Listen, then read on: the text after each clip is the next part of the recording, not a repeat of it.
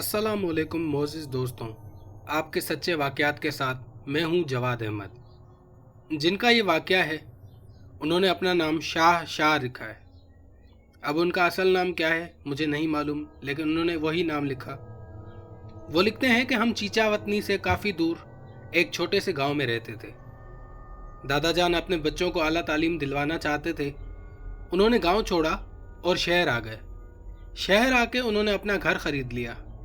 जो घर दादा ने खरीदा था उस पर थोड़ा काम होने वाला था, क्योंकि यह घर काफ़ी अरसे से खाली पड़ा था। दादा ने इसकी मुरम्मत कराई और यहाँ शिफ्ट हो गए। यह घर पुरानी तर्ज का बना हुआ था। तकरीबन 50 साल के बाद भी इसकी खूबसूरती कायम थी। इसके साथ ही एक दूसरा घर भी बराए फरोख्त हुआ। वो घर जिन मालिकान का था वो उस घर में आए, लेकिन वो चंद ही दिन बाद वो छोड़कर चले गए, क्योंकि उनका जवान बेटा वहाँ फोत हो गया था। तो वो दिल बर्दाश्ता होकर चले गए थे। ये मकान तब से खाली पड़ा था। लोग भी अब इससे खौफ खाने लगे थे। गांव में दादा की कुछ ज़मीनें थी जो कि उन्होंने बेच दी, और दादा को ख्याल आया कि बराबर में घर पड़ा हुआ है, क्यों ना इसे ख़रीद लूँ। उन्होंने वही घर ख़रीद लिया। उन्होंने ये सोचा दूसरा मकान खूबसूरत और मजबूत बना हुआ है, हमारे घर के साथ जुड़ा हुआ भी है। अगर हम इसकी बीच की दीवार गिरा दें तो हमारी रहाइश का और कुशादा हो जाएगी, बाद में बच्चों के काम भी आ जाएगी। ये दूसरा घर दादा ने ख़रीद लिया और मेरे वालिद, जो कि दादा के सबसे बड़े बेटे थे, उनकी शादी की और मेरे अम्मी अब्बू को इस घर में शिफ्ट कर दिया। पहले दिन से ही मेरे अम्मी का वहाँ दिल घबराना शुरू हो गया। उन्होंने मासी बशीरा को हमारे घर में रहने के लिए बुलवा लिया, जो कि मेरी नानी के यहाँ रहती थी और लावारिस खातून थी। मासी हमारे घर रहने आ गई। हमारे घर की पिछली जगह काफ़ी खाली पड़ी हुई थी और वहाँ पर पीपल और बेरी के दरख्त भी मौजूद थे। मैं छोटा सा था तो मासी मुझे खिलाने के लिए उन दरख्तों के नीचे ले जाती और ख़ुद वहाँ आंखें बंद करके आराम करती और मैं खेलता रहता था। आमतौर पर मेरी उम्र के बच्चों को बातें याद नहीं रहती, लेकिन इस वक्त की बातें अच्छी तरह मेरे जहन में आज भी महफूज हैं। इन दरख्तों के नीचे मेरी उम्र के और भी बच्चे मुझे खेलते हुए नजर आते थे, जो कि गोरे चिट्टे और गोल मटोल से होते थे, और मैं उनके साथ खेलता रहता। मासी की शायद आंख लग जाती थी और मैं खेल में मगन हो जाता था। जब वालदा की आवाज़ आती कि मासी वकार को लेकर आओ, वालदा की आवाज़ सुनकर मासी को होश आ जाता था और वह हड़बड़ा कर उठ बैठती थी। मुझे बाजू से पकड़कर उठाते हुए घर को चलने के लिए कहती, लेकिन मैं वहाँ अपने साथियों के साथ रहने की जिद करता तो मासी हैरान हो जाती। कहती, बेटा आखिर तुम क्यों नहीं जा रहे हो? तो मैं बच्चों की तरफ इशारा करता, मगर मासी को कुछ भी नज़र नहीं आता था। वो मुझे ज़बरदस्ती अपने घर में ले आती थी। घर आकर मेरी वालदा को कहती, देखो यह तो रोज़ खेल में ऐसा मस्त हो जाता है कि जब मैं घर वापस आने का कहती हूँ तो रोना शुरू कर देता है, बस खेलने की जिद करता है। मैं अभी भी इसे ज़बरदस्ती लाई हूँ। कहता है मुझे उन बच्चों के साथ खेलना है, मगर मुझे वहाँ कोई भी बच्चा नज़र नहीं आता। शुरू में वालदा ने इन बातों पर तवज्जो नहीं दी। एक दिन मुझे खुद वहाँ लेने आई तो देखा कि मैं दरख्तों के नीचे ऐसे खेल में मगन हूँ जैसे कोई और बच्चा भी मेरे साथ खेल रहा है। मेरा इस तरह मुझे वहाँ खेलते देखकर मेरी वालदा को कुछ अजीब सा लगा। उन्होंने मुझे उठा लिया। मैंने वहाँ रोना शुरू कर दिया और मचलने लगा। इतने में मेरे साथ खेलने वाले बच्चे गायब हो गए। ये सब कुछ मेरी आंखें ही देख सकती थी, क्योंकि और कोई नहीं देख सकता था। अगर किसी दिन मासी वहाँ ना लेकर जाती तो मैं जिद करता था कि मुझे वहाँ दरख्तों के पास ले चलो।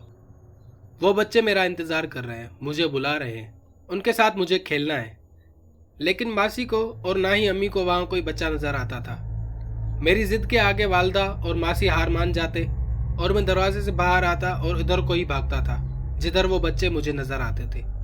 मासी यह सब कुछ देखकर हैरान हो जाती थी। एक दिन जब मैं उनके साथ खेलने में मसरूफ़ था तो मासी ने मेरी वालदा को कहा कि मुझे लगता है कि ये पागल हो गया है। तब मैं कुछ बड़ा हो गया था।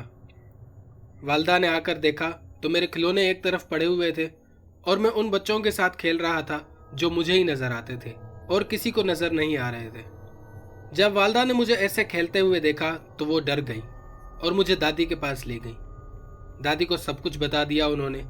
तो दादी ने कहा कि यह घर काफ़ी अरसे से खाली पड़ा है, मुमकिन है किसी ऐसी मखलूक का इसमें बसेरा हो गया हो। तुम वकार को इस दरख्तों की तरफ ना जाने दिया करो, बल्कि इस तरफ जाने का दरवाज़ा ही बंद कर दो। तो मेरी वालदा ने ऐसा ही किया और नतीजा ये हुआ कि मैं बीमार पड़ गया। खाना पीना बिल्कुल छोड़ दिया। घर वालों ने जब मेरी ये हालत देखी तो मुझे मौलाना साहब के पास दम करवाने के लिए ले गए। मौलवी साहब 8 दिन हमारे घर आकर दम करते रहे मुझे। कुछ हालत तो बेहतर हुई, खाना पीना भी शुरू कर दिया, मगर वहाँ जाने की अब भी जिद करता था क्योंकि वो बच्चे मेरा इंतज़ार करते थे। मैं उनके साथ खेलकर बहुत खुश होता था। मासी ने एक दिन कहा कि वहाँ कुछ भी नहीं है, अगर कोई चीज़ है तो आए मेरे साथ मुकाबला करे।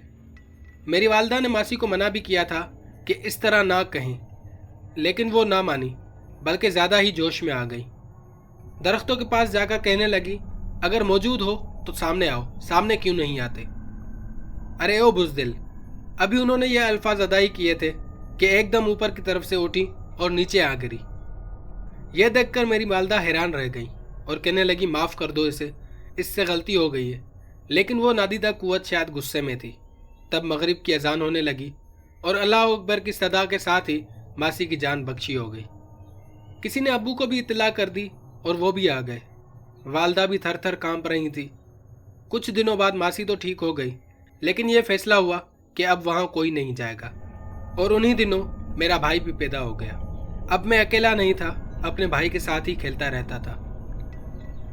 एक दिन चारपाई पर लेटा हुआ था, मासी भी मेरे पास बैठी हुई थी। वालदा खाना बना रही थी। अचानक मासी ने जमाइयाँ लेना शुरू कर दी और पास ही लेटकर सो गई। मैंने देखा कि एक औरत आई, छोटे भाई को उठाया और दरख्तों की तरफ ले गई। ये देखकर मैं रोने लगा तो मासी की आंख खुल गई। मैंने दरख्तों की तरफ इशारा किया था। मैं उस वक्त बोल नहीं पा रहा था। उस टाइम मुझे ऐसा लगा जैसे किसी ने मुझे पकड़ा हुआ है। मासी ने घबराकर मेरी वालदा को पुकारा और कहा कि जल्दी आओ, छोटा बच्चा इधर नहीं है। इससे पहले वालदा आती, वही औरत दरख्तों से उतरती हुई दोबारा नजर आई। इसने छोटे भाई को दोबारा चारपाई पर लिटा दिया और गायब हो गई। जब मेरी वालदा किचन से बाहर आई तो मेरा भाई वैसे ही चारपाई पर लेटा हुआ था। तो मासी को बोली, क्या हो गया है? ये तो खेल रहा है और तुमने वावेला मचा रखा है। लेकिन मासी उसका जवाब नहीं दे पाई। मैं सब कुछ बताना चाहता था, लेकिन मेरी ज़बान ने मेरा साथ नहीं दिया। उस औरत को मैंने बाद में कई बार घर की सफाई करते हुए देखा। कभी उसके साथ बच्चे होते थे तो वो औरत कभी कभी अकेली होती थी। घर के बाकी अफराद को भी घर में कुछ ना कुछ अजीब और गैर मामूली महसूस होता था, मगर मैं कभी कुछ देखता तो कभी कुछ और देखता था। एक दिन मैंने देखा कि कुछ लड़के लड़कियां बेरी के दरख्त से बेर तोड़ रहे हैं और वो औरत नलके पर बैठी कपड़े धो रही है। मैंने मासी को कहा कि मुझे भी बेर ला दो, तो मासी ने कहा, कहाँ है? मैंने कहा, वो देखो लड़के लड़कियां तोड़ रहे हैं। तो मासी ने कहा, मुझे ना सताओ, इतनी सर्दी में बेर कहाँ होते हैं, चलो अंदर चलो। मासी मुझे खींचती हुई घर लेकर आ गई। खुदा जाने मेरी आंखों में ऐसी कौन सी कुव्वत आ चुकी थी जो उन चीज़ों को देख सकती थी जिन्हें आम इंसान अपनी आंखों से नहीं देख सकते थे। अब मुझे घर बैठे दूर की बातें भी साफ सुनाई देती थी। रात को मैं अपने बिस्तर पर लेटा होता और साथ वाले घर में होने वाली दादा दादी, चाचा चाची और उनके बच्चों के दरमियान होने वाली गुफ्तगू मेरे कान सुन रहे होते थे। सुबह जब मैं उनको रात वाली बात बताता तो वो हैरत से मेरा मुंह तकते थे और कहते थे, तुम्हें इन बातों का कैसे पता चला? मेरे घर वाले भी परेशान हो चुके थे क्योंकि मेरी कई बातें सच साबित हो रही थी। दादी के इंतकाल के बाद घर में गैर मामूली वाक़यात ज़्यादा होने लग गए। जुमेरात की रात वहाँ बच्चे चरागा करते और तरह तरह के खाने तैयार होते। मैं जुमेरात की रात वहाँ जाता और वो मुझे खाना खिलाते। मैं कुछ वक्त गुजार कर घर आ जाता था।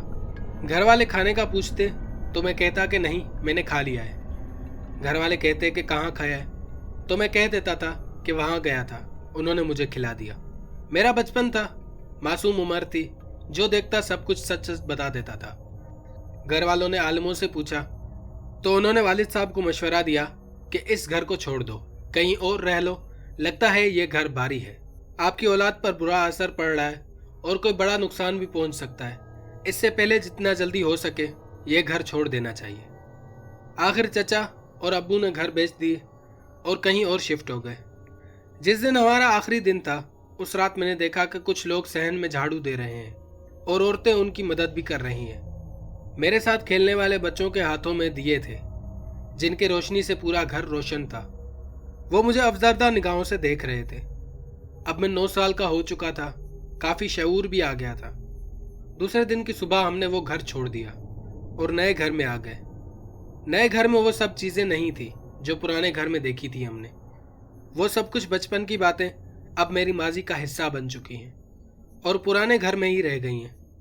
نئے گھر میں آتے ہی غریبوں میں خیرات تقسیم کی گئی، گھر کا صدقہ دیا گیا، 40 دن تک قرآن شریف کی تلاوت کرائی گئی تاکہ پرانے گھر والی غیر مرئی طاقت یہاں ہمارا پیچھا نہ کرے۔ یہ نیا گھر ہم کو راس آیا اور مبارک ثابت ہوا۔ کسی وہم اور وسوسے نے بھی نہیں گھیرا تھا۔ گھر والے پرسکون اور مطمئن تھے۔ مگر میں آج بھی سوچتا ہوں کہ بچپن میں پرانے گھر کے اندر جاگتی آنکھوں سے جو کچھ میں نے دیکھا تھا وہ سب کچھ کیا تھا۔ آج بھی میں بھلانا چاہوں تو وہ مناظر میں نہیں بھلا سکتا۔ امید کرتا ہوں یہ واقعہ آپ کو بہت پسند آیا ہوگا۔ میں اپنے پچھلے ویڈیوز میں یہ بتا چکا ہوں کہ کبھی بھی آپ گھر لیں، چاہے وہ گھر آپ خرید رہے ہوں یا اسے کرائے پر لے رہے ہوں، تو اس کے بارے میں تحقیق ضرور کر لیں۔ میں ملتا ہوں آپ سے ایک اور نئی ویڈیو اور ایک اور سبق آموز واقعے کے ساتھ۔